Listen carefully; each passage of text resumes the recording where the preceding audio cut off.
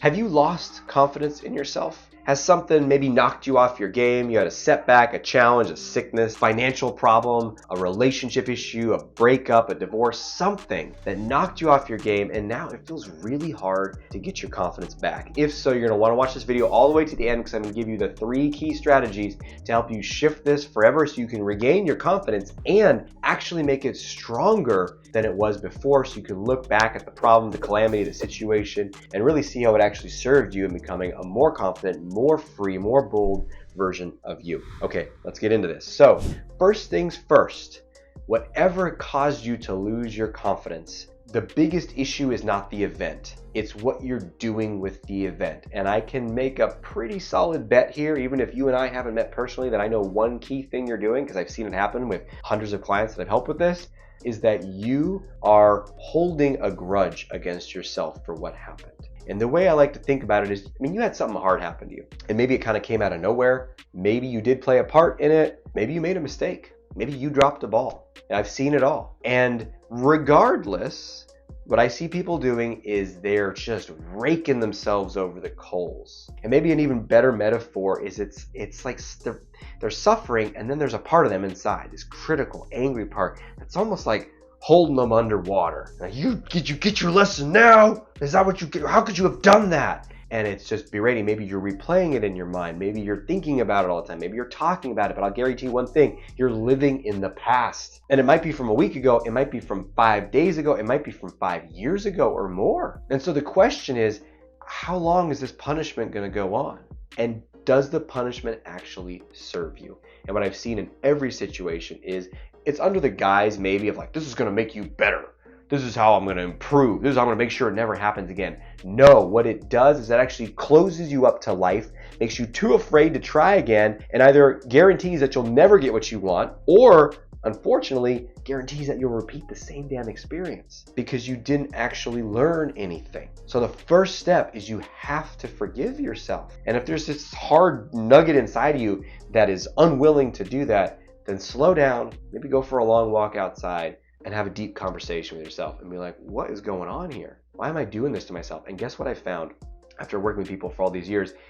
This didn't start with this one issue. This is a pattern of the way that you related to yourself for years or decades, and it's part of maybe what caused the mistake in the first place, part of what caused the person to leave you in the first place, part of whatever. And you gotta change this pattern. And this is the gift coming to your life right now to tell you now is the time. And if you need more support with this, definitely check out my book, On My Own Side. On My Own Side is gonna help you learn how to shift the way you treat yourself so you truly become on your own side.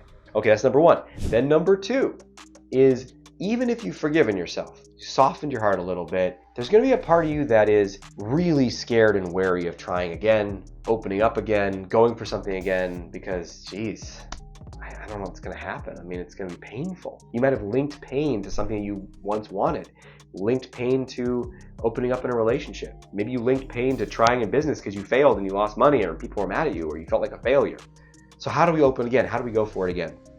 Well, we have to realize that we learned something. Because if we don't think that we learned anything, then we feel doomed to just repeat the same damn thing, and no one wants to do that. So we have to see, wait a minute, I actually learned something from this experience, and sit down, maybe with a sheet of paper, maybe just on that long walk. It's gonna turn into a very valuable soul-searching walk for you after this video. And think about, what did I really learn? What were the lessons? And look, when I talk to people and ask them these questions, they already know. It's the damn critic that's beating them down, and they let that part go. They say, you know what, well, I learned, maybe there's a red flag in that relationship, and I overlooked it.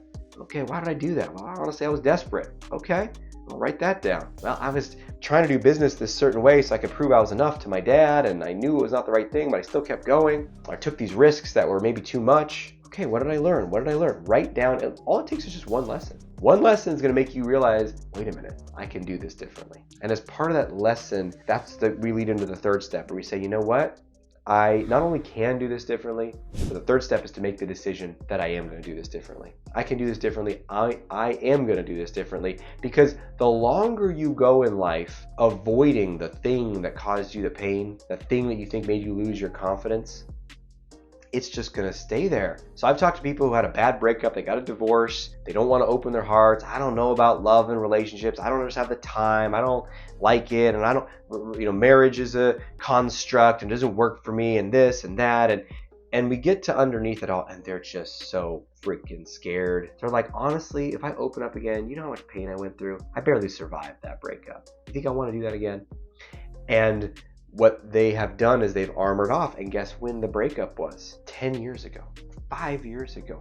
Their life, the decade of their life is going by. And when is that going to change?